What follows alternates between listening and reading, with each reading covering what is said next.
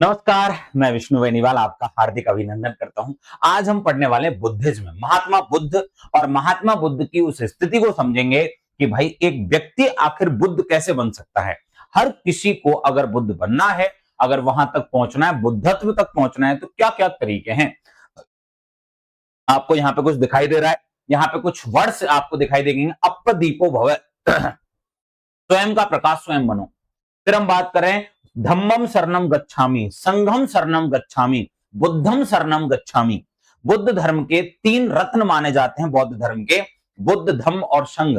महात्मा बुद्ध द्वारा चलाया गया एक धर्म जिसे बौद्ध धम्म कहते हैं, और तीसरा संघ जो उनके द्वारा बनाया गया था। फिर हम बात करें महात्मा बुद्ध के कुछ और वर्ड्स हैं यहाँ पे। भारतीय इतिहास के अंतर्गत हम पढ़ते हैं कि सभी संकल्पों को त्याग कर मेरी शरण में आओ, मैं तुम्हें सभी पापों से मुक्त कर दूंगा, शोक मत करो। ये कथन है किसके? महात्मा बुद्ध के। तो आज ऐसे महात्मा बुद्ध की कहानी को हम समझने वाले हैं। आप सभी लोग फटाफट से जुड़ जाइए। आपको कुछ यहाँ पे पॉइंट्स दिए हुए हैं। जीवन और प्रेरणा का एक फोटो दिया हुआ है, उपदेश एवं सिद्धांत है, संघ एवं उसका विस्तार है। फिर हम बात करें कला एवं संस्कृति, जिसमें 4 सिंह पीठ सटाए बैठे हैं, जो हमारा सारनाथ का स्तंभ है, जो वर्तमान में भारत का क्या है, प्रतीक चिन्ह है। और एक भारत का पूरा मैप दिया हुआ है जिसका प्रभाव बताया गया कि भाई कहां कहां ये पहुंचा ये धर्म। महात्मा बुद्ध के जीवन को हम पूरा समझने का प्रयास करेंगे, हर पक्ष को समझेंगे। और महात्मा बुद्ध के जीवन के कुछ छोटे छोटे पॉइंट, जैसे कि जन्म के समय की घटना को क्या कहा, घर छोड़ने की घटना को क्या नाम दिया गया, या जीवन की 4 बड़ी घटनाएं, गृह त्याग, महाविनिष्क्रमण, ज्ञान प्राप्ति, संबोधि, धर्म की शुरुआत जरूर करी यानी पहला उपदेश, तो धर्म चक्र प्रवर्तन, और मृत्यु का समय यानी महापरिनिर्वाण। ठीक है, तो बुद्ध के जीवन को हम समझने का प्रयास करेंगे और शांतिपूर्ण धैर्य पूर्वक इसको समझेंगे, क्योंकि अच्छा टॉपिक है, बड़ा टॉपिक है, कोई चिल्लम चिल्ली नहीं करेगा, शांति से इसको समझेंगे। सबसे पहले दोस्तों, अगर हम बुद्धिज्म की बात करें तो बुद्धिज्म में बौद्ध धर्म के प्रवर्तक हैं महात्मा बुद्ध। हमने कहा बिल्कुल है साहब, गौतम बुद्ध जिन्हें हम कहते हैं। बचपन का नाम इनका था सिद्धार्थ। क्या नाम है? सिद्धार्थ। जन्म है 563 ईस्वी में। बेसिक इंफॉर्मेशन अगर हम बात करें, नेपाल की तराई में एक नगर है कपिलवस्तु, उसके पास में जब इनकी माता महामाया, कपिलवस्तु नगर जो शाक्य कुल की राजधानी थी, जिसके राजा थे शुद्धोधन, और शुद्धोधन की पत्नी है महामाया, वो अपने पीहर जा रही थी। ऐसी मान्यता थी कि पहले प्रथम बच्चे का जन्म जो पीहर में होता था, और वो पीहर जा रही थी तो रास्ते में ही लुम्बिनी नाम के गांव में महात्मा बुद्ध का जन्म होता है। ठीक है, इधर हम बात करें आम्रकुंज में ताल वृक्ष के नीचे शाक्य क्षत्रिय कुल में हुआ। कौन से कुल में हुआ दोस्तों? शाक्य। शाल वृक्ष के नीचे आम्रकुंज नाम की जगह है, कहा? लुम्बिनी ग्राम में। यह आज के नेपाल में पड़ता है, हिमालय के तराई क्षेत्र में। सिद्धार्थ नगर, कपिल वस्तु की नगर वर्तमान में सिद्धार्थ नगर के पिपरहावा से की जाती है। और कुछ विद्वान कपिल वस्तु की पहचान नेपाल की तराई में स्थित आधुनिक तिलौरा कोट नामक स्थान से करते हैं। यानी वर्तमान में ये कहां है कपिल वस्तु, तो आज के हिसाब से नेपाल में एक जगह पड़ती है तिलौरा कोट, वहां पर यह जगह मानी जाती है। तो अगर हम देखें इसमें बेसिक इंफॉर्मेशन क्या है, तो हम यहां पे पढ़ेंगे एक व्यक्ति के बारे में जिनका नाम है महात्मा बुद्ध। और दोस्तों, महात्मा बुद्ध को समझना है तो इनके बेसिक इंफॉर्मेशन, जैसे कि इनका जन्म कब हुआ, तो हमने कहा 563 ईसा पूर्व। हमने कहा इनका जन्म कहां पर हुआ, तो हमने कहा दोस्तों लुम्बिनी ग्राम में हुआ। कहां हुआ है? लुम्बिनी ग्राम। और ये लुम्बिनी ग्राम किसके पास पड़ता है? कपिल वस्तु नगर। कपिल वस्तु नगर के पास ये पड़ता है। वर्तमान में ये जगह कहां पर है, तो ये वर्तमान में नेपाल नामक देश में पड़ेगी, हिमालय के तराई क्षेत्र में। फिर हम बात करें कि इनके महात्मा बुद्ध के माता पिता का नाम क्या है, तो इनकी माता जी का नाम है महामाया। क्या नाम है? महामाया। और ये बुद्ध के जन्म के 7वें दिन महामाया की मृत्यु हो गई। क्या हो गई? महामाया की मृत्यु हो गई थी।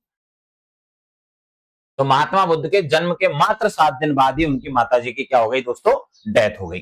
फिर बात आती है कि इनके पिताजी का नाम क्या है। इनके पिता का नाम है दोस्तों शुद्धोधन। कई जगह शुद्धोधन नहीं मिलेगा, सिद्धोधन मिल जाएगा। और ये जो सिद्धोधन नाम का बंदा है, ये शाक्य कुल का राजा है। कपिलवस्तु के शाक्य गणतंत्रात्मक व्यवस्था थी, नॉट ए राजतंत्र। यहां पे राजा का बेटा राजा नहीं बन रहा था, लेकिन राजा के बेटों को सम्मान तो मिलता ही था। लेकिन यहां पे शाक्य कुल या शाक्य गणतंत्र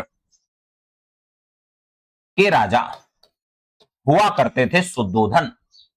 ठीक है, फिर हम बात करें कि पालन पोषण करने वाली महिला कौन है।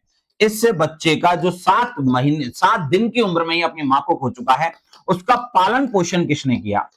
तो पालन पोषण करने वाली महिला कौन है? और पालन पोषण करने वाली महात्मा बुद्ध की जो महिला है भैया, उसका नाम याद रखना, प्रजापति गौतमी। अब प्रजापति गौतमी के लिए 2-3 वर्ड आते हैं। कुछ लोग कहते हैं कि ये महात्मा बुद्ध की मौसी थी, कुछ लोग कहते हैं कि ये महात्मा बुद्ध की सौतेली मां थी, शुद्धोधन ने इनसे विवाह कर लिया था और ये सौतेली मां थी। अलग अलग चीजें दी जाती है, पर एक बात कंफर्म है कि महात्मा बुद्ध का बचपन इन्हीं के गोद में गुजरा है, इन्होंने इनका पालन पोषण किया था। प्रजापति गौतमी की हम बात कर रहे हैं। और हाँ, आगे चल के जब महिलाएं बौद्ध संघ में प्रवेश करेंगी, तो पहली महिला जो बौद्ध संघ में भिक्षुणी का दर्जा प्राप्त करेगी, वो प्रजापति गौतमी ही होगी। ठीक है, बहुत जिद करके इन्होंने बौद्ध संघ में आज्ञा ली थी, आनंद के प्रयासों से ये परमिशन हो सकी थी। महात्मा बुद्ध ने इनको कई बार मना किया था। ये अपना घर बार छोड़ के हजारों महिलाओं के साथ में बौद्ध भिक्षुओं के द्वार पर जाके खड़ी हो जाती थी।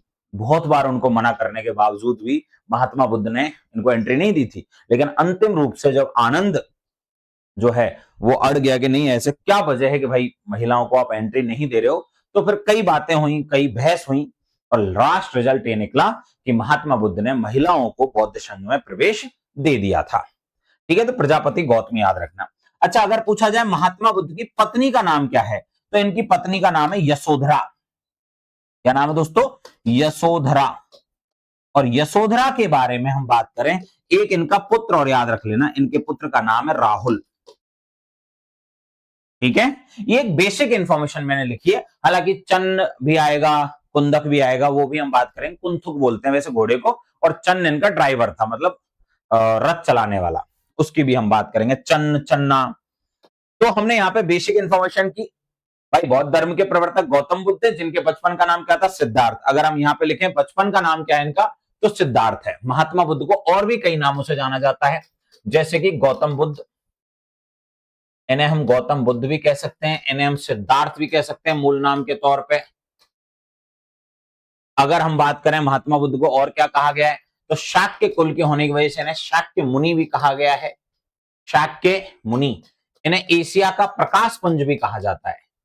एक ही एशिया का प्रकाश किसको कहा गया है? महात्मा बुद्ध को। एशिया का प्रकाश पुंज, लाइट ऑफ एशिया के नाम से इन्हें जाना जाता है, महात्मा बुद्ध को। और भी कई नाम रहे इनके अलग अलग स्थिति में, जैसे इन्हें बुद्ध सिर्फ बुद्ध भी कहा गया है, बोधिसत्व भी कहा गया है। अब आते हैं दोस्तों, क्या क्या इंफॉर्मेशन है।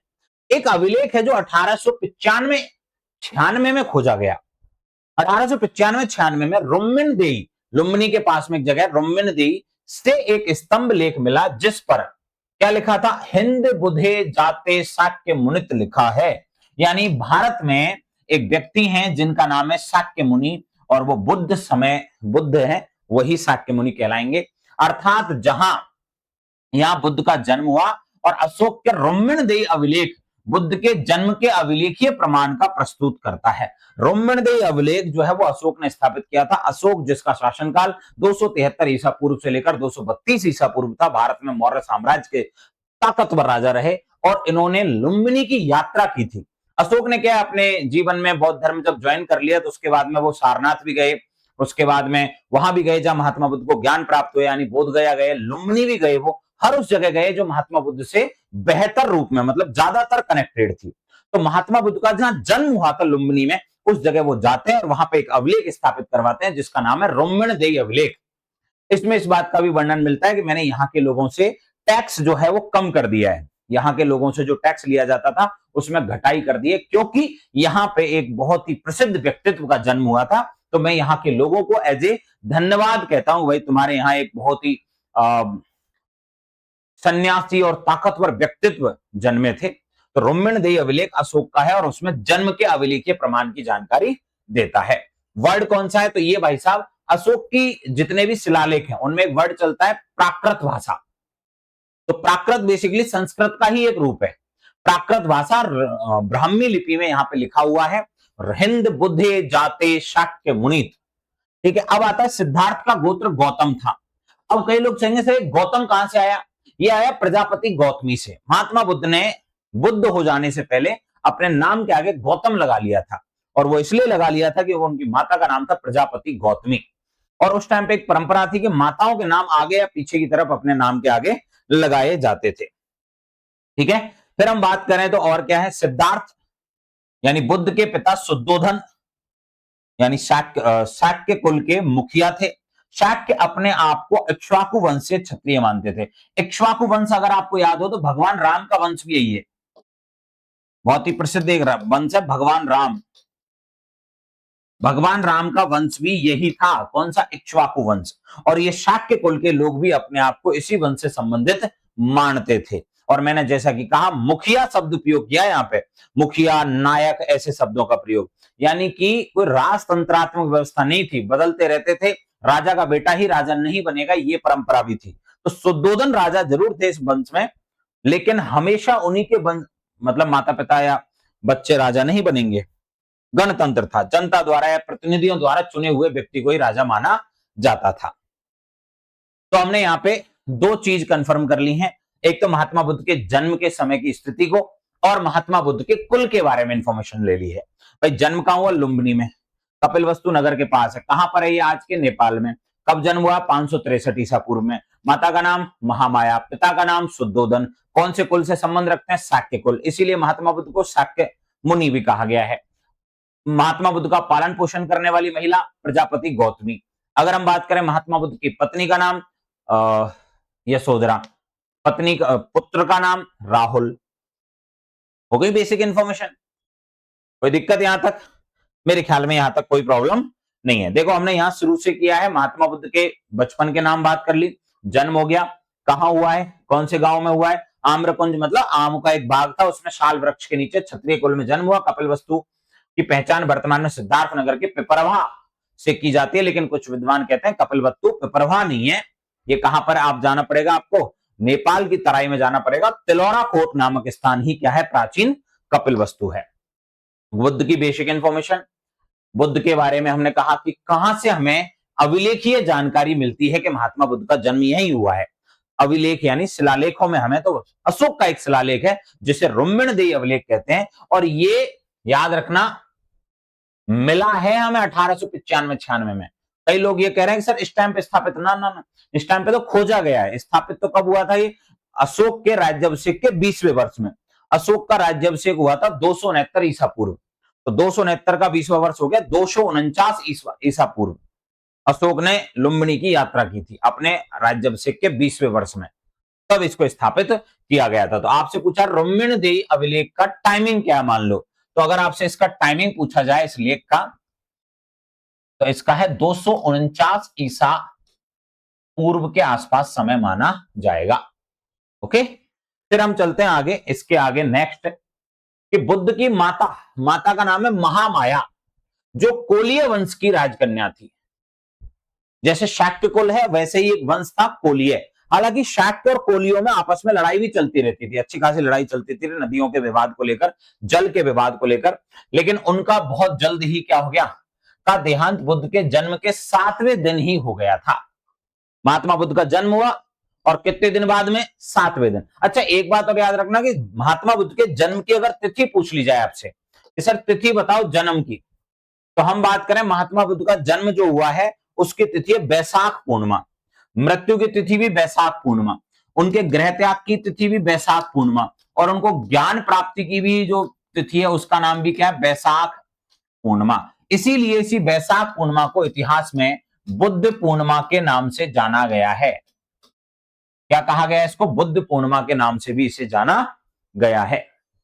ओके, फिर हम आगे बढ़े इसमें, तो एक और हम प्रश्न यहां जोड़ सकते हैं दोस्तों कि भाई अतः इनका लालन पालन इनकी मौसी प्रजापति गौतमी ने किया, और इसी गौतमी से कौन सा शब्द लिया उन्होंने? गौतम। इसीलिए गौतम बुद्ध कहलाए वो। ठीक। फिर एक है कालदेव, कौंडिन्य, दो प्रमुख वो थे भविष्यवक्ता। एक्चुअल में जब भी राजा महाराजाओं के बच्चे होते थे तो आसपास के कई सारे भविष्यवक्ता आते थे, ज्योतिष आते थे और बताते थे कि भविष्य में ये बच्चा क्या बनेगा, क्या इसके जीवन कितना लंबा होगा, क्या क्या ऐसे काम करेगा। तो एक तरह से भविष्यवाणियां करते थे ज्योतिष के आधार पर।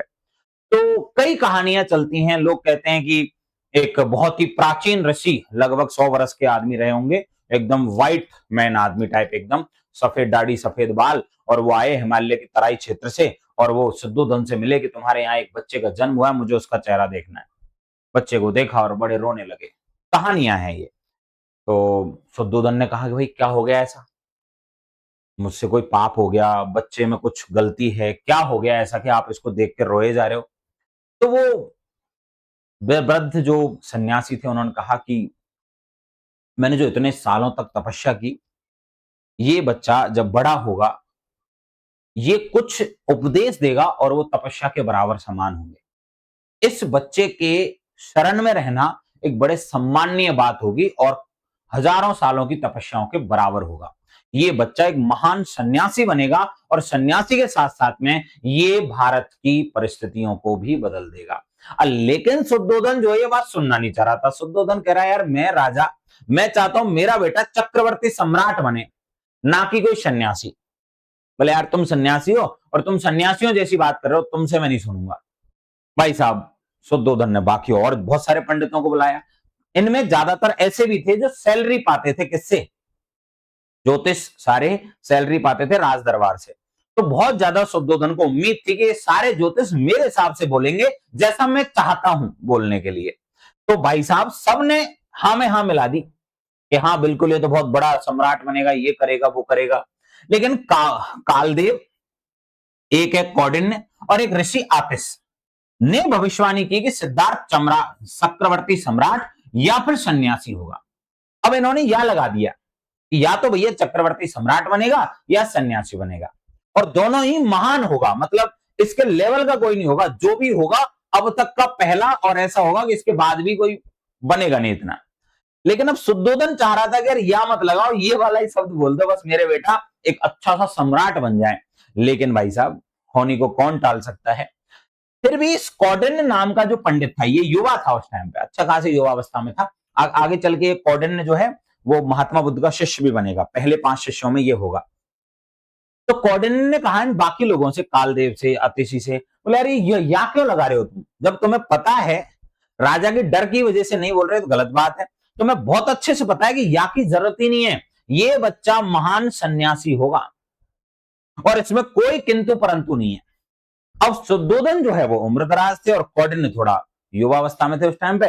तो शुद्धोधन को आया भाई साहब कि यार ऐसे कैसे हो सकता है, मैं देखता हूं ये कैसे सन्यासी बनता है, मैं इसको इतने सुविधाएं दूंगा, इतने मौज मस्ती दूंगा कि ये भूल जाएगा सन्यासी भी कोई चीज है, सन्यास भी कोई चीज है। तो भाई साहब शुद्धोधन ने बुद्ध को कहा भगवान पुत्र का प्रेम त्वचा मांस अस्थि को भेदता हुआ मज्जा तक पहुंचता है। और यहां पे भाई साहब शुद्धोधन कैसे भी करके चाहता है कि उसका बेटा चक्रवर्ती सम्राट बने। अब भाई शुद्धोधन ने क्या किया कि यार मेरा जो बच्चा है वो कैसे सन्यास की तरफ ना भागे, वैराग्य की भावना ना आए, तो उसके लिए क्या चाहिए। कई बार हम परेशान होकर बोलते हैं ना सम हो माया छोड़ के चले जाएंगे, लेकिन हम कब बोलते हैं जब फाइनेंशियल प्रॉब्लम हो रही होती है या अन्य कोई समस्याएं हो रही हैं। बहुत सारी समस्याएं होती हैं लाइफ में, लेकिन अगर आपकी लाइफ स्मूथ चल रही है, सब आपके कहने भर से क्या हो जा रहा है, काम हो जा रहा है, तो शायद ही आप सन्यास की सोचें। तो शुद्धोधन ने भी यही आइडिया लगाया, तो 3 महल बनवाए। एक ऐसा महल जो सर्दियों के हिसाब से कंफर्टेबल था, एक ऐसा महल जो शीत गर्मी ऋतु के हिसाब से अच्छा था, ग्रीष्म के हिसाब से वहां पे आप गर्मियों के टाइम पे गर्मी नहीं लगेगी, एक ऐसा महल जहां बारिश के टाइम पे बड़ा माहौल अच्छा रहेगा। 3 ऋतुओं के हिसाब से 3 महल बनवाए। इसके अलावा जैसे जैसे सिद्धार्थ मतलब महात्मा बुद्ध बड़े होने लगे तो उसको वो सारी सुविधाएं दी गई वो जो चाहता था। युवतियां आसपास रहती थी उसको घेरे हुए, उसके नौकर चाकर सब प्रसन्न रहते थे। तब तो हिदायत थी शुद्धोधन की कि अगर मेरा बेटा परेशान भी थोड़ा बहुत लगे तो उसको हंसाओ। अच्छे अच्छे दुनिया के हास्य कलाकार वहां बुला के अपॉइंट कर दिए गए, जिनका मुख्य काम था हमेशा खुश रखना है किसको, सिद्धार्थ को। ये कभी बीमार नहीं पड़ना चाहिए, इसको कभी भी बूढ़े लोग नहीं दिखने चाहिए, इसको कभी भी मतलब इस तरह की कई घटनाएं। हालांकि मुझे इस बात में थोड़ी सी डाउट है कि महात्मा बुद्ध ने कभी भी किसी वृद्ध अवस्था के व्यक्ति को नहीं देखा होगा, क्योंकि खुद शुद्धोधन को देखा ही होगा ना, और शुद्धोधन भी तो पिता है तो बूढ़ा तो रहा ही होगा वो। लेकिन फिर भी कई लोग कहते हैं कि महात्मा बुद्ध ने जीवन में पहली बार वृद्ध व्यक्ति को 29 साल की उम्र में देखा, पहली बार बीमार व्यक्ति को उसने 29 साल की उम्र में देखा। मुझे इस पर थोड़ा डाउट है, क्योंकि खुद कितना ही अच्छा आप डॉक्टर का इलाज करवा लो, लेकिन 29 साल की उम्र तक खुद आदमी भी कभी ना कभी कुछ ना कुछ बीमारी तो हो ही जाती है। अरे बुखार ही हुआ होगा, जुकाम ही हुआ होगा, छोटी मोटी बीमारी तो हुई ही होगी। चाहे कितने अच्छे वैद्य रहते हो, आसपास पूरा हॉस्पिटल रहता हो, खुद डॉक्टर बीमार हो जाते हैं यार, कौन सी बड़ी बात है। तो मुझे इस पे थोड़ा डाउट है, लेकिन कहानी के अनुसार आगे बढ़ते हैं। और कहानी यह कि महात्मा बुद्ध ने अपने जीवन में 4 प्रमुख घटनाएं यहां पर देखी दोस्तों। अब सुनो भाई। अच्छा, बाल्यकाल से ही सिद्धार्थ की आध्यात्मिक रुचि के कारण 16 वर्ष की आयु में ही उनका विवाह शाक्य कुल तथा कोलीय गणराज्य की एक कन्या, मतलब कोलीय गणराज्य से थी इनकी वाइफ, और खुद शाक्य कुल के कन्या यशोधरा से कर दिया, जिसका बौद्ध ग्रंथों में बिंबा, गोपा, भदकक्षा या भदकक्षना नाम से नाम मिलता है। भाई साहब, जैसे ही शुद्धोधन को लगा कि लड़का हमारा जवान हो चुका है और अब इसका ध्यान थोड़ा अध्यात्म की तरफ जा रहा है, ये धार्मिक किताबें ज्यादा पढ़ रहा है और इसका मन थोड़ा संत प्रवृत्ति का होता जा रहा है, तो शुद्धोधन का दिमाग खराब हो गया, बोले इसकी शादी करवाओ। और शादी भी भाई शुद्धोधन ने ढूंढ के एक अप्सरा जैसी कन्या ढूंढी कि भाई साहब ऐसी सुंदर चाहिए कि अच्छे से अच्छे आध्यात्मिक व्यक्ति का भी दिमाग फिर जाए। और भाई ऐसा ही हुआ, यशोधरा भयंकर सुंदर थी। यशोधरा का चित्रण आप कभी देखोगे तो इतिहास में सबसे अच्छे चित्रणों में यशोधरा का चित्रण मिलता है, सबसे बेहतर चित्रणों में।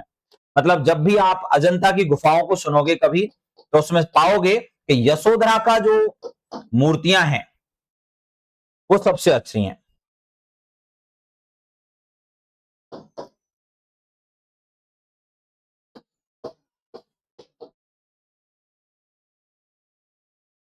यशोधरा, हालांकि अब ऐसा तो सोचना ही मत कि यशोधरा की वो वाली पिक्चर आपको मिल जाए, कि आप जो सोच रहे हो कि भाई कौन सी वाली पिक्चर, क्या बोलते हैं उसको, फोटो कैमरे वाली, वो तो मिलेगी नहीं।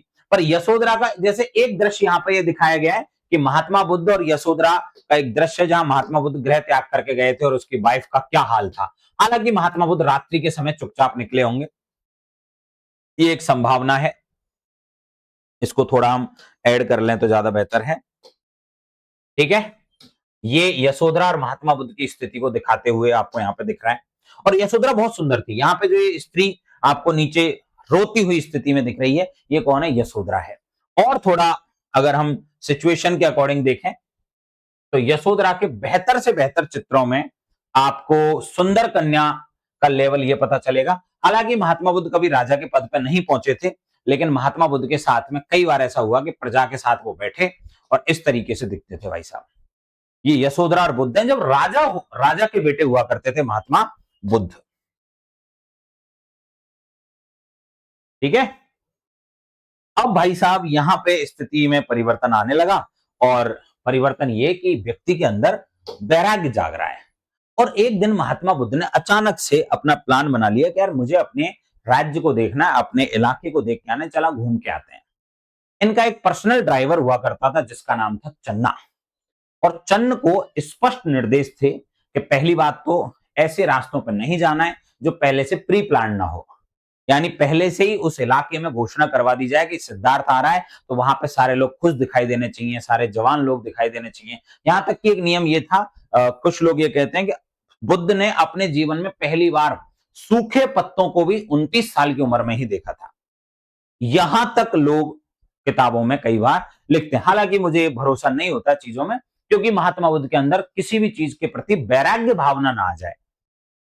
तो गौतम बुद्ध ने वैराग्य उत्पन्न करने वाले चार प्रमुख चार प्रमुख क्या स्थितियां आपको यहां पर दिखाई देती हैं। जर्जर शरीर वाला वृद्ध व्यक्ति, बहुत ही ज्यादा धुका हुआ, हाथ में लकड़ी लिए हुए चलता हुआ एक व्यक्ति मिल गया, क्योंकि वह प्री प्लान रास्ता नहीं था, पहले से योजनाबद्ध तरीके से रास्ते में नहीं जा रहे थे। महात्मा बुद्ध ने अचानक से रास्ता मोड़ दिया कि इधर ले। चन्न ने बहुत कहा कि सर सर इधर से नहीं जाएंगे, इधर ट्रैफिक लग रहा है, इधर दिक्कत आ रही है, ये है शाम का टाइम है, दिक्कत हो जाएगी। बुद्ध ने कहा बकवास नहीं, चुपचाप इधर से ही ले, मुझे इधर ही देखना है। और भाई साहब पहला व्यक्ति दिखा वृद्ध। दूसरा बुद्ध का दिमाग खराब हो गया, चन्न से पूछ रहा है कि ये कौन है, ये कैसा आदमी है? बोले ये आदमी है, वृद्ध हो चुका है। अब चन्न ने सत्य बोल दिया यहाँ पे, बोले होगा जो देखा जाएगा, नौकरी जाएगी चल जाएगी, मैं सच बताऊंगा इस आदमी को, ये बहुत भोला आदमी है। भाई सोचो 29 साल की उम्र तक एक बच्चे को ये तक नहीं पता, एक बंदे को, कि वृद्ध भी होते हैं। चन्न ने कहा साहब ये वृद्ध अवस्था में है, हर किसी को बुढ़ापा आता है, मुझे भी आएगा, तुम्हें भी आएगा, अभी हम जवान है इसलिए नहीं आ रहा है। महात्मा बुद्ध ने कहा ठीक है भाई। दूसरा रोगी व्यक्ति देखा, वो अपनी बीमारी से परेशान था। बोले इसको क्या हुआ? बोले ये रोग से मुक्त है, रोग युक्त है और सबको रोग होता है। बोले तुझे हुआ है? कि बोले होता है साहब, मैं छुट्टी लेता हूं जब समझ लो मैं बीमार होता हूं। तो महात्मा बुद्ध ने कहा यार मैं तो हुआ ही नहीं आज तक बीमार। बोले सर आप स्पेशल ट्रीटमेंट ले रहे हो, अपनी जिंदगी मस्त जी रहे हो, राजा के बेटे हो, और आप पे अलग से फंड खर्च किया जाता है, आपको कभी बीमारी ना हो। तीसरा यहाँ पे दृश्य देखते हैं, मृत एक मरा हुआ व्यक्ति और आसपास रोते बिलखते हुए लोग दिखते हैं। बुद्ध ने कहा ये क्या हो रहा है, ये क्या है भाई, ये क्यों रो रहे हैं और ये कर क्या रहे हैं, रोना क्या होता है? महात्मा बुद्ध से कहा कि भैया जो आदमी आसपास होता है वो मरते भी हैं लोग, तो उनका शोक मना रहे हैं लोग। तो महात्मा बुद्ध ने फिर पूछ डाला क्या तुम भी मरोगे? बोले हाँ। क्या मैं भी मरूंगा? चन्न ने कहा हाँ, सबका मरना तय है, जो जन्मा है वो मरेगा। अब भाई साहब महात्मा बुद्ध ने 3 दृश्य देखे और महात्मा बुद्ध के मन में थोड़ा दिमाग खराब हो गया। बोले यार ये तो हम मामला ही खराब है। और लास्ट में पहुंचते हैं प्रसन्न मुद्रा में सन्यासी के पास में। ये आदमी बैठा हुआ है वृक्ष के नीचे और मस्त भाई साहब ऐसा राजी हो रखा है कि अरे वाह, मुस्कुरा रहा है एकदम, और ऐसे मुस्कुराते हुए बैठा है। और महात्मा बुद्ध उस रास्ते से गुजर रहे हैं और बहुत ही क्षोभ में है, बहुत ही ज्यादा पीड़ा में, मन पे मतलब चेहरा एकदम लटका हुआ हो रहा है कि यार जिंदगी खराब हो गई है, तो बीमार भी होंगे हम, वृद्ध भी होंगे, मरेंगे भी। भाई पहली बार छोटे बच्चे को जब पता चलता है ना कि वो भी कभी मरेगा, तो उसको बड़ा बुरा लगता है। ठीक है, हमको भी पहली बार में बुरा लगा होगा, लेकिन अभी अंतिम सत्य सबने एक्सेप्ट कर लिया, लेकिन जब पहली बार पता चलता है तो बुरा लगता है। बुद्ध का भी यही स्थिति थी, यार मैं भी मरूंगा, अब तक तो मैं सोच रहा था मैं ही मरूं। अब भाई साहब प्रसन्न मुद्रा में जो सन्यासी हैं ये बैठे हुए थे, बुद्ध ने जाके पूछ लिया क्या मुस्कुरा के रहे हो, क्या हुआ? बोले बस ऐसे ही मुस्कुरा रहा हूं, अच्छे सांस ले रहा हूं, बढ़िया जीवित अवस्था में हूं, मुझे मजा आ रहा है जिंदगी जीने में। तो महात्मा बुद्ध से पूछा महात्मा बुद्ध ने कि आपका घर कहाँ है? बोले यही घर है जहां बैठा हूं। बोले आपका नहीं, वो झोपड़ी वाला घर जहां छत होती है? बोले बोले दुनिया ही मेरा छत है, अंबर मेरा छत है। बोले आपका वो खाना पीने की चीजें और वो कहाँ है? बोले जहां मिलता है तो खा लेते हैं, नहीं तो भूखे सो जाते हैं, तपस्या करते हैं। तो बोले आप खुश कैसे हो सकते हो, आपके पास घर नहीं है, आपके पास खाने पीने की चीजें नहीं है, आपके पास 4 व्हीलर नहीं है, आपके पास ड्राइवर नहीं है, आपके पास ये नहीं है वो ही नहीं है। तो सन्यासी ने कहा शांत शांत शांत, मेरे पास 2 आंखें हैं, मेरे पास बोलने के लिए मेरा मुख है, और मेरे पास स्वस्थ शरीर है, और मैं इस पृथ्वी पे जन्मा हूं और मैं इस जीवन को मजे से जीऊंगा। सिर्फ वस्तुएं इकट्ठा करने के लिए मुझे क्या नहीं करना है, माहौल नहीं बनाना है। तो महात्मा बुद्ध का घोड़े खुल गए भाई साहब दिमाग के कि यार ये तो गजबी कॉन्सेप्ट बताया। यानी बिना किसी वस्तुओं को इकट्ठा करे, इतना सारा तामझाम किए भी खुश रहा जा सकता है। जरूरी नहीं है कि हम हमेशा किसी दूसरी चीज के पीछे पड़ते रहे और भागते भागते भागते भागते जिंदगी निकल जाए। तो महात्मा बुद्ध ने कहा भैया ये वाला तरीका बेस्ट है, ऊपर वाले तरीकों को छोड़ो। और यहाँ पे ये चारों दृश्य मध्यम निकाय में हैं। आप कभी जब बौद्ध ग्रंथों को पढ़ोगे तो उसमें त्रिपिटक पढ़ोगे, सुत्त पिटक, विनय पिटक और अभिधम्म पिटक।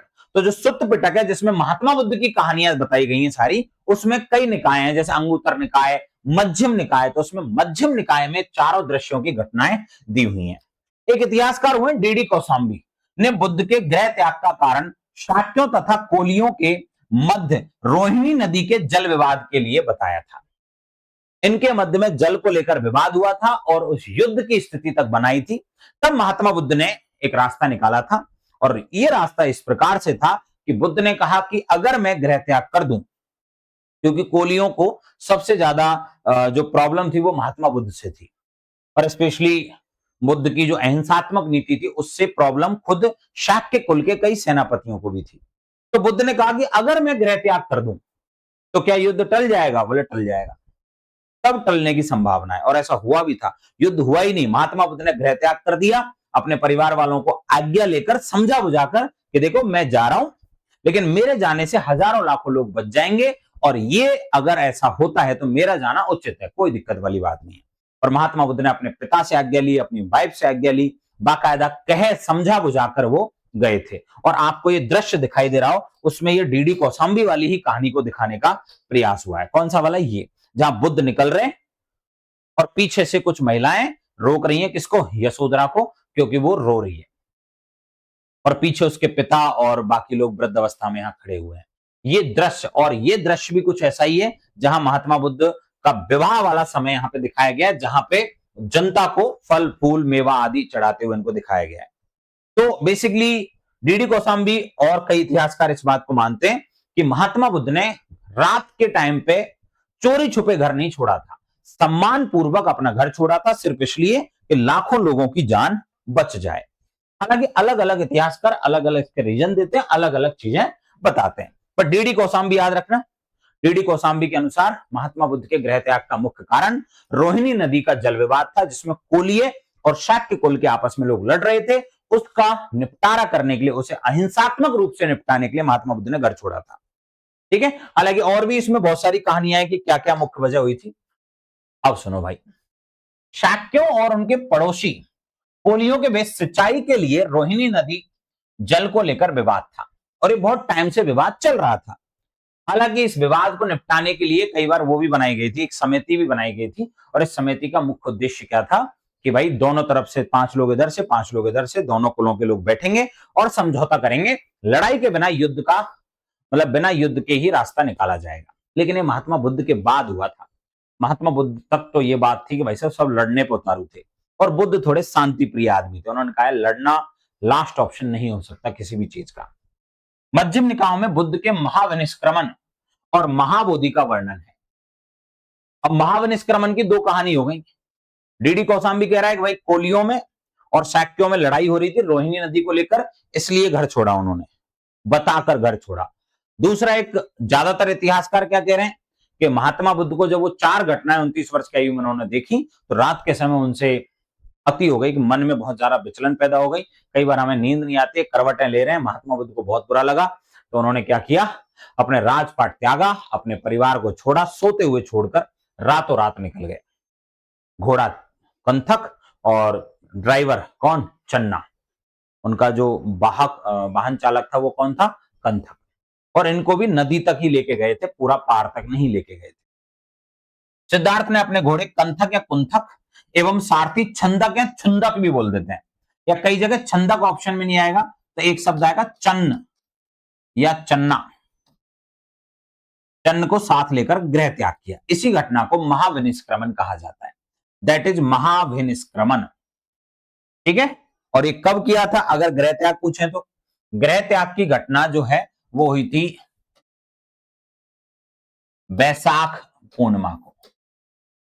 गृह त्याग की घटना बैसाख पूर्णिमा को घटित हुई थी। अब भाई साहब महात्मा बुद्ध ने घटना घटित हो गई।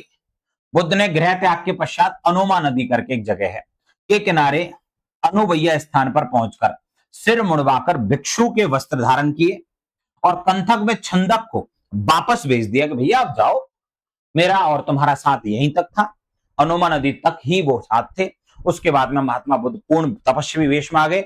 अब बोले हम पैदल जाएंगे, अब हमारे पास राजसी जैसा कुछ नहीं है, अब यहां तक कि मैं सिद्धार्थ भी नहीं हूं, अब मैं कोई राजा का बेटा भी नहीं हूं, मैं सन्यासी हो चुका हूं। और भाई शुद्धोधन को उम्मीद ये थी, जैसे राजा दशरथ को उम्मीद थी भगवान राम के जाने तक कि भैया राम को थोड़ा सा घुमा फिरा के और वापस ले आना, और उन्होंने अपने दरबारियों को स्पेशली भेजा था जाके, बोले कैसे भी करके आर्य सुमंत इनको ले आना।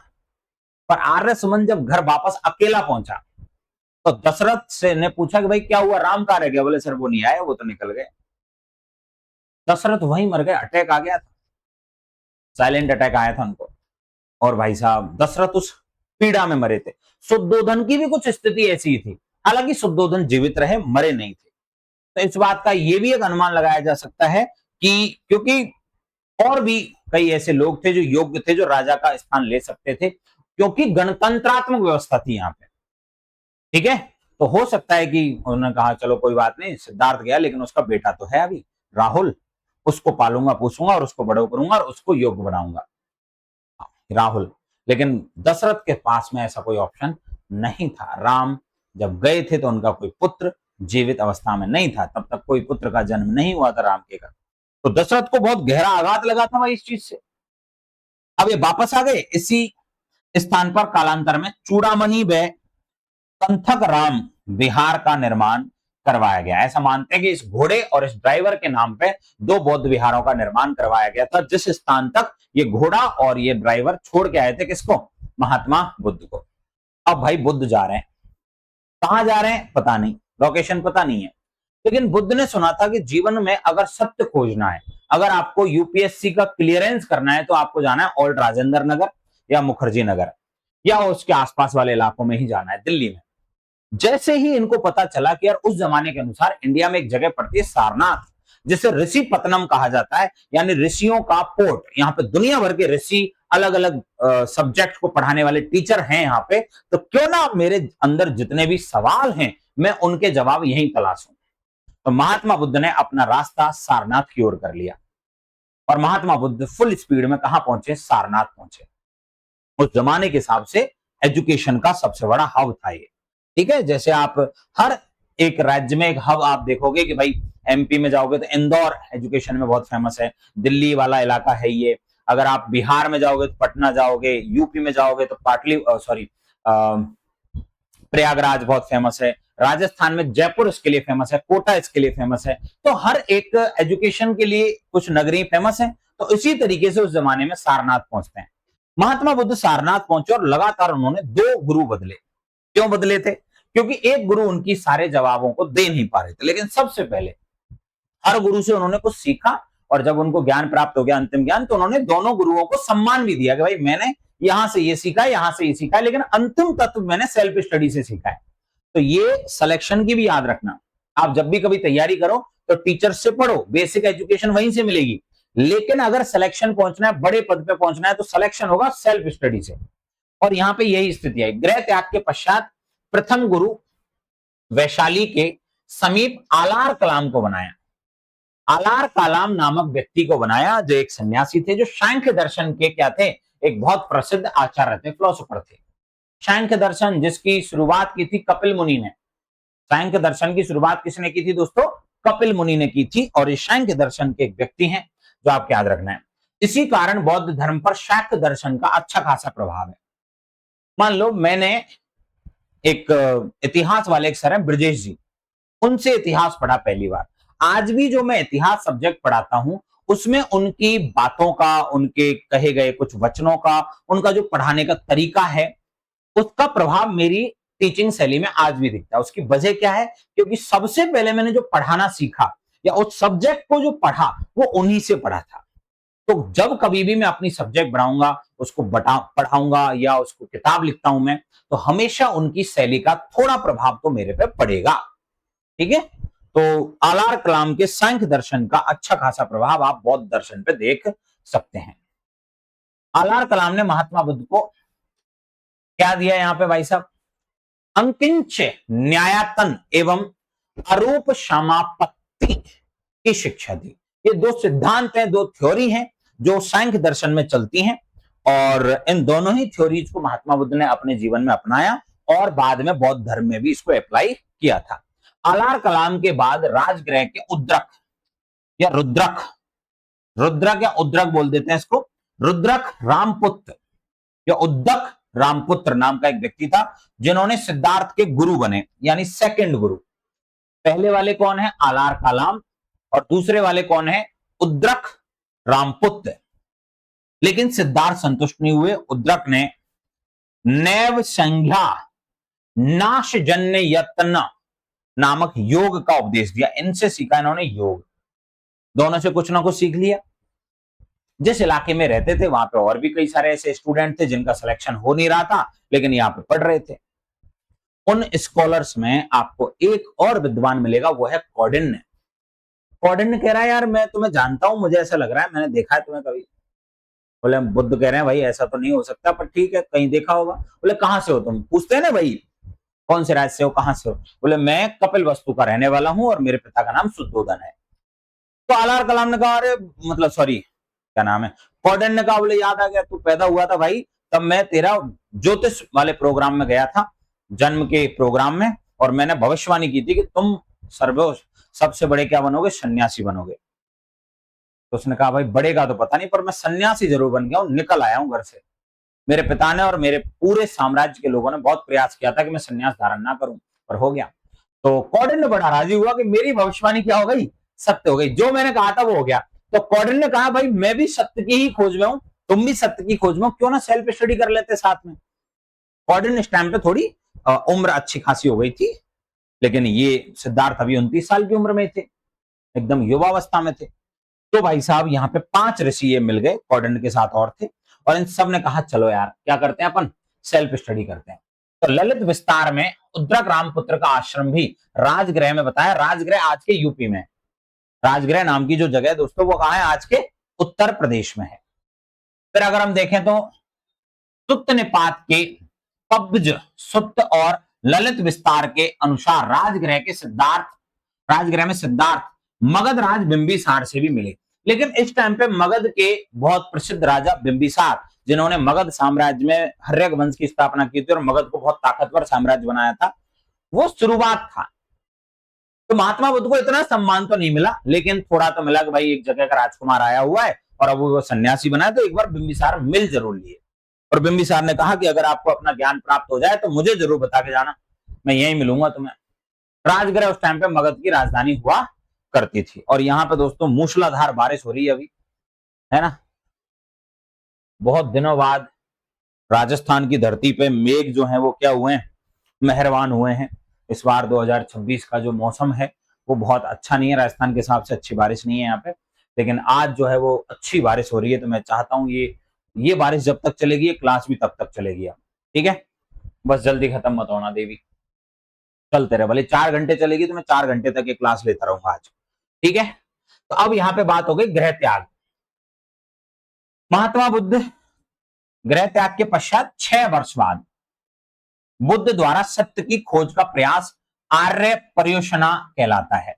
यानी कि महात्मा बुद्ध की उम्र अगर हम देखें, 29 साल की उम्र में घर छोड़ा था और 35 साल की उम्र तक वो ज्ञान प्राप्त करने की योजना में रहे, पर भाई साहब उनको ज्ञान मिला नहीं।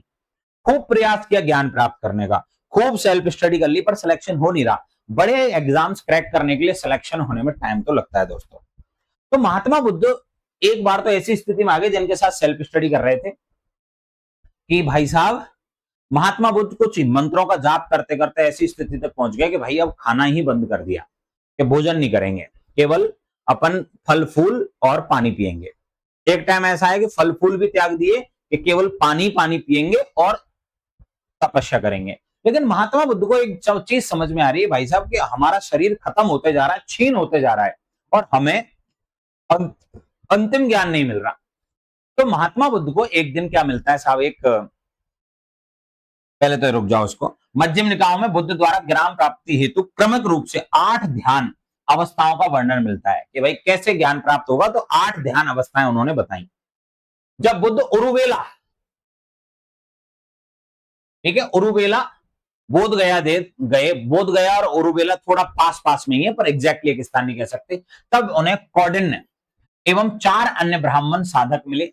सिद्धार्थ ने कठोर साधना छोड़कर निरंजना नदी के किनारे शैनानी गांव की सुजाता के हाथ से भोजन यानी खीर ग्रहण कर ली। अब हुआ क्या कि ये 5 पंडित और हमारे बुद्ध साहब ये सब इकट्ठे होते हैं और ये कहते हैं कि हम एक तपस्या ग्रहण करते हैं कि जब तक हमें सत्य नहीं मिल जाता तब तक हम अन्न ग्रहण नहीं करेंगे, मर जाएंगे चाहे। और महात्मा बुद्ध को समझ आने लग गया था कि भाई साहब लगातार भूखे रहने से हमारा शरीर खत्म हो रहा है और बहुत जल्द हम मरने वाले हैं। बुद्ध को एक गीत सुनाई देते हैं जो सुजाता नाम की लड़की, उस गांव की लड़की थी, वो लकड़ी ले जाते हुए गा रही थी। और उन गीतों के बोलों का मतलब कुछ ऐसा था कि वीणा के तारों को इतना तेज भी मत खींचो, इतना ताकतवर तरीके से भी मत खींचो कि वो तार टूट जाएं, लेकिन इन तारों को इतना ढीला भी मत छोड़ो कि ये झंकृत ना हो, इनसे ध्वनि ना निकले। तो महात्मा बुद्ध ने इसको जीवन पे अप्लाई कर लिया कि शरीर जो है ना वो वीणा के तार है। सॉरी, हाँ जी, सॉरी। भाई साहब ये क्या कर रहे थे कि झंकृत ना हो। तो वीणा के तार मतलब शरीर, बोले शरीर को इतना दुख भी नहीं देना है, शरीर खत्म ही हो जाए। भाई शरीर खत्म ही हो गया तो काहे का सत्य जानोगे। और इतना आलस्य भी मत करो कि शरीर को किसी योग्य ना बना सको, शरीर का जो कार्य है, हम जो कर्म करना चाहते हैं वो पूर्ण ना हो सके। तो महात्मा बुद्ध ने सुजाता नाम की लड़की से बोला कि देवी जी आप जोमेटो करो, स्विगी करो, कैसे भी करो, या अपने घर से कुछ भोजन बना के लाओ। मैं बहुत दिनों से उपवास में हूं और मरणासन अवस्था में हूं, लेकिन अब मुझे अपने ज्ञान प्राप्त करने का तरीका थोड़ा दूसरा लग रहा है। तो क्या आप मुझे कुछ भोजन बना के ला सकते हैं? सुजाता ने कहा बिल्कुल साहब। और सुजाता खीर बना के लाई और महात्मा बुद्ध जो है उस खीर को खा गए।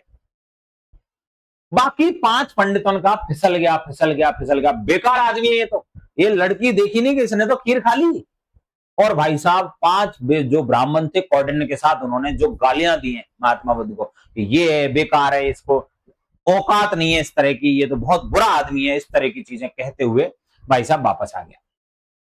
और महात्मा बुद्ध ने कहा कोई बात नहीं, तुम जाओ भाई।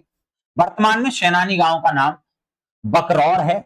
बकरौर गांव का दूसरी शताब्दी ईसा पूर्व में सुजाता का स्तूप भी मिलता है। और एक चीज और, इसी जगह पे महात्मा बुद्ध ने क्या किया, आगे चल के तपस्या करेंगे। अब तपस्या की बात आएगी। ऐसा नहीं है कि भाई तपस्या नहीं होगी, तपस्या होगी गहन।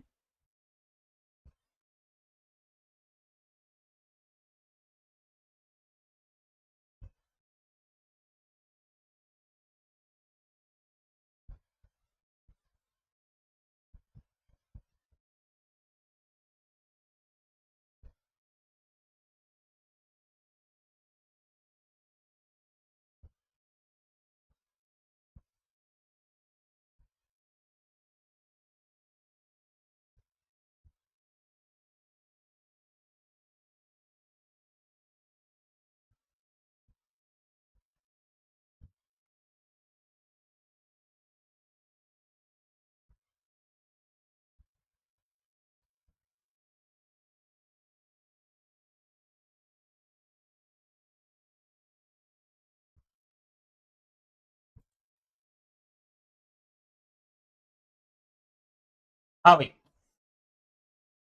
अब यहाँ पे ये स्थिति का पता चलता है कि भाई महात्मा बुद्ध जो है वो सुजाता की खीर खा चुके हैं, और हो सकता है महात्मा बुद्ध बहुत जल्द अब उससे विवाह भी कर लें। यहां तक लोग कह गए वो पंडित जी। लेकिन बुद्ध तो सारे सुख मौज ऐशो आराम भौतिक सुख साधन वैवाहिक जिंदगी छोड़ के आए थे, तो क्या उनको ये सब चीजें इतना आकर्षित करेंगी? तो महात्मा बुद्ध जो है, अच्छा वो पंडित जी कह के गए थे कि राजा का बेटा, ये तो कुछ दिन का शौक चढ़ाता है इसको तैयारी करने का, यानी सत्य को जानने का, और ये तो वापस उसी स्थिति में आ गया। लेकिन बुद्ध तो बुद्ध थे। बुद्ध ने कहा कि भैया मैं ऐसा कुछ नहीं सोच रहा, मैं केवल इसलिए ये खा रहा हूं कि मुझे लगता है सत्य जानने का तरीका दूसरा हो सकता है। मैं अपने शरीर को खत्म नहीं करना चाह रहा, मरना नहीं चाह रहा। तो बुद्ध ने ज्ञान प्राप्ति या संबोधि वाली एक स्थिति बनी। और यहां पे क्या रहा कि 35 वर्ष की आयु में उरुवेला में एक अश्वत्थ यानी पीपल का एक पेड़, वृक्ष के नीचे समाधि अवस्था में बैठे और फिक्स तरीके से बैठे।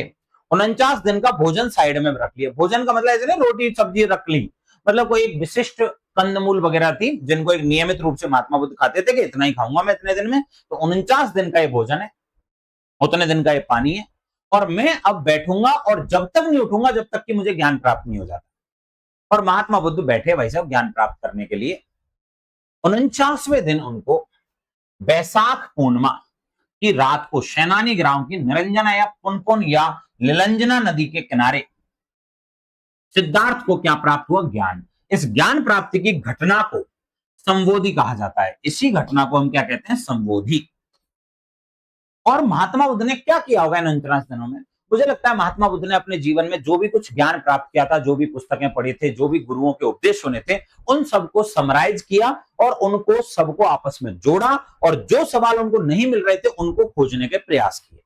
और महात्मा बुद्ध को 49वें दिन अंतिम ज्ञान की प्राप्ति होती है, जिसे हम कहते हैं ज्ञान प्राप्ति की घटना। सिद्धार्थ अब तथागत हो गए, सत्य का ज्ञान प्राप्त करने वाले गौतम बुद्ध के नाम से प्रसिद्ध हुए। और भाई साहब ज्ञान प्राप्त की 2 दिन के बाद ही सिद्धार्थ तथागत माने गए। अच्छा, महात्मा बुद्ध जब ज्ञान प्राप्त हो गया तो कई दिन तक तो महात्मा बुद्ध बोले ही नहीं। कई लोग कहते हैं 2 सप्ताह तक नहीं बोले, कई लोग कहते हैं ये 4 सप्ताह 8 सप्ताह तक नहीं बोले। यानी कि कई दिन तक तो महात्मा बुद्ध मौन रहे जब उनको सारा ज्ञान समझ में आ गया और बुद्ध कह रहे हैं कि यार मैं तो कुछ और ही समझ रहा था, ये है, ये ऐसा होता है, ये ऐसा होता है, ये ऐसा होता है। तो और हाँ, एक चीज याद रखना, किसी विद्वान आदमी ने कहा है कि बढ़ता हुआ ज्ञान और बढ़ती हुई उम्र आपको मौन की तरफ ले जाती है। जैसे जैसे आप कम ज्ञानी होते हो, आधे ज्ञान में होते हो, तो आप ज्यादा तेज चिल्लाओगे, हर चीज पे बहस करने लग जाओगे, ये होता है, ऐसे होता है, ये कर देंगे, वो कर देंगे। लेकिन जैसे जैसे आप ज्ञान की पराकाष्ठा तक पहुंचते हो, आप ज्ञान वाली स्थिति में पहुंचते हो ना, आप थोड़े स्थिर होते चले जाते हो, आप मौन प्रवृत्ति हो जाते हो। कई बार आप बहुत सारे लोगों की कटाक्ष या कमेंट्स का या उनके लगाए गए आरोपों का आंसर देने की बजाय एक मुस्कुराना पसंद करोगे, बोले ठीक है भाई, तू राजी है मेरे को बुरा कह के, ओके, मुझे अच्छा लगा, कोई बात नहीं, तुम सोचो। एक्चुअल ज्ञानी ये करता है, लेकिन जो कम ज्ञान वाला होता है वो उसको तुरंत गाली दे देगा। सामने वाले ने गाली दी, तुरंत आप उसको गाली दे रहे हो, तो इसका मतलब है अभी आप में ज्ञान का स्तर जो है वो बहुत बेसिक है, शुरुआत है। क्योंकि उसका मन कर रहा था बुरा बोलने का, तो उसने आपको भी उत्तेजित कर दिया बुरा बोलने के लिए, तो इसका मतलब ये है कि आप अभी कमजोर अवस्था में हो। ज्यादातर लोग इसी स्थिति में होते हैं। तो भाई साहब, महात्मा बुद्ध को गौतम बुद्ध कहा गया, तथागत कहा गया। बुद्ध जब तपस्यारत थे, तब मार देवता या कोई लोग कहते हैं काम देवता आए थे भाई साहब उनकी सामने, उनकी समाधि में। और काम देवता ने उनके सामने बहुत सारे ऑप्शंस रखे, बोले पागल है तू, क्या ज्ञान प्राप्ति के लिए लग रहा है, ये ऑप्शन देख, मैं तेरे लिए ऑप्शन ऑप्शन लाया हूं। तो महात्मा बुद्ध ने कहा कि भैया मुझे ऑप्शन चाहिए नहीं। बोले मैं देख तुझे पैसा दे दूंगा, राज्य दे दूंगा, स्त्रियां चाहिए तो ये मिल जाएगा, ये मिल जाएगा, जो चाहिए वो मिलेगा, अच्छा भोजन मिलेगा। महात्मा बुद्ध ने कहा भाई जिस इंसान को ये सब चाहिए था वो मर चुका पहले ही, मैं तो कोई और हूं। तो महात्मा बुद्ध को कहते हैं कि लास्ट में एक एविल मतलब राक्षस प्रवृत्ति का एक व्यक्ति उनके सामने प्रकट होता है और वो कहता है कि अगर तुमने ज्ञान प्राप्त कर ही लिया तो कौन इस बात का साक्षी होगा कि तुमने ज्ञान प्राप्त कर लिया। बुद्ध ने कहा ये धरती, ये तिनका, ये पेड़, ये हवा, ये प्रकाश, सब साक्षी होगा मेरे ज्ञान का। तो भाई साहब जो आसपास लोग आए थे, जो महात्मा बुद्ध को नेगेटिव करना चाह रहे थे, प्रलोभन देना चाह रहे थे, तो काम देवता ने प्रलोभन दिए, उनकी समाधि को बाधित करने का प्रयास किया, परंतु उन्होंने मार यानी कि काम पर विजय प्राप्त की, जिसे बौद्ध कला में भूमि भूमि स्पर्शन मुद्रा के रूप में दिखाया गया है। भूमि स्पर्श या स्पर्श मुद्रा के नाम से जाना जाता है। मार यानी कामदेव, जिन्होंने सिद्धार्थ यानी बुद्ध की समाधि को भंग करने का प्रयास किया था। महाभग्ग में संबोधि का वर्णन तथा संबोधि के बाद कुछ समय का क्रमबद्ध इतिवृत्त दिया गया है, यानी कि जो घटनाएं हुई है संबोधि के बाद में वो चीजें आपको मिलेंगी किसमें, महाभग्ग नाम के ग्रंथ में। तो भैया अब महात्मा बुद्ध को ज्ञान मिल चुका है। अब बुद्ध सोच रहा है कि यार मैंने तो मेरा ज्ञान प्राप्त कर लिया, क्या मैं लोगों को बताऊं कि मुझे ज्ञान मिला है। महात्मा बुद्ध ने कहा छोड़ो रे यार, हमें क्या मतलब, हमें मिल गया, मुझे जो चाहिए था, खत्म कहानी। फिर बुद्ध का एक मन कह रहा है कि यार इतनी मेहनत से मैंने ज्ञान प्राप्त किया, लोगों को बताना जरूरी है, क्योंकि बहुत सारे लोग तो यहां तक पहुंचेंगे ही नहीं। लोग तो मर जाने को, तपस्या करते हुए मरना ही अंतिम से ज्ञान समझ रहे हैं। तो बुद्ध ने कहा कि यार अगर मुझे मिल गया है तो मेरा कर्तव्य है कि मैं इस ज्ञान को लोगों तक पहुंचाऊं। ठीक है, मेरा कर्तव्य है कि मैं ये ज्ञान को लोगों तक पहुंचाऊं। अब भाई साहब महात्मा बुद्ध भाई साहब ने तैयारी चालू करी। विनय पिटक के अनुसार संबोधि के बाद 4 सप्ताह तक बुद्ध विमुक्ति सुख प्रति संवेदी होकर ब्रह्म आयतन बने रहे, यानी कि मौन रहे,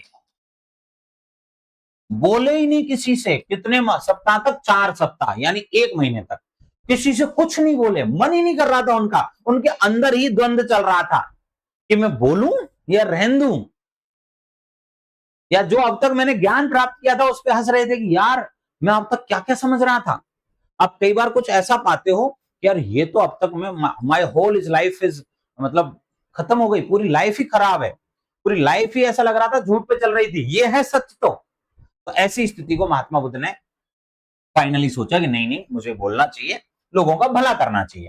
तो महाभाग्य के अनुसार बुद्ध ने सर्वप्रथम तपस्सु या भल्लिक या भल्लक नाम के 2 बंजारों या जो शूद्र थे उनको गया में बौद्ध धर्म का अनुयायी बनाया। कुछ लोग कहते हैं कि वो 5 ब्राह्मणों को बाद में बनाया था, सबसे पहले इन 2 लोगों को अपना क्या बनाया था, अनुयायी बनाया था। ठीक है। कुरुबेला में बुद्ध वाराणसी के पास स्थित सारनाथ में आए और तथा यहां पर ऋषिपत्तनम यानी मृग दाव आश्रम में 5 ब्राह्मणों के सन्यासियों को पाली भाषा में प्रथम उपदेश दिया गया। ये 5 शिष्य ये थे, ये 5 शिष्य जो हैं वो ये हैं भाई साहब। आई बात समझ में? तो आपको यहां पर क्या करना है, बहुत सारी अब यहाँ बातें चालू होंगी। बौद्ध धर्म का प्रचार प्रसार कैसे हुआ, बौद्ध धर्म में क्या क्या स्थितियां बनी हैं, बौद्ध धर्म का पहला अनुयायी कौन बनेंगे, बौद्ध धर्म के संघ की स्थापना कैसे हुई, उसके नियम क्या है, उसमें ज्वाइन करने के नियम क्या है, कौन कौन उसे ज्वाइन नहीं कर सकता, उसमें अष्टांगिक मार्ग क्या है, 4 आर्य सत्य क्या है, 10 सील कौन कौन से हैं, 12 सोपान कौन से हैं, सारी चीजों को हम डिस्कस करेंगे। आज मैंने जो समझाया है वो समझाया महात्मा बुद्ध के जन्म से लेकर उनके ज्ञान प्राप्ति की कहानी तक का डेटा। ठीक है, आज के लिए इतना ही। नमस्कार, राम राम, राधे राधे, जय हिंद, जय भारत, धन्यवाद।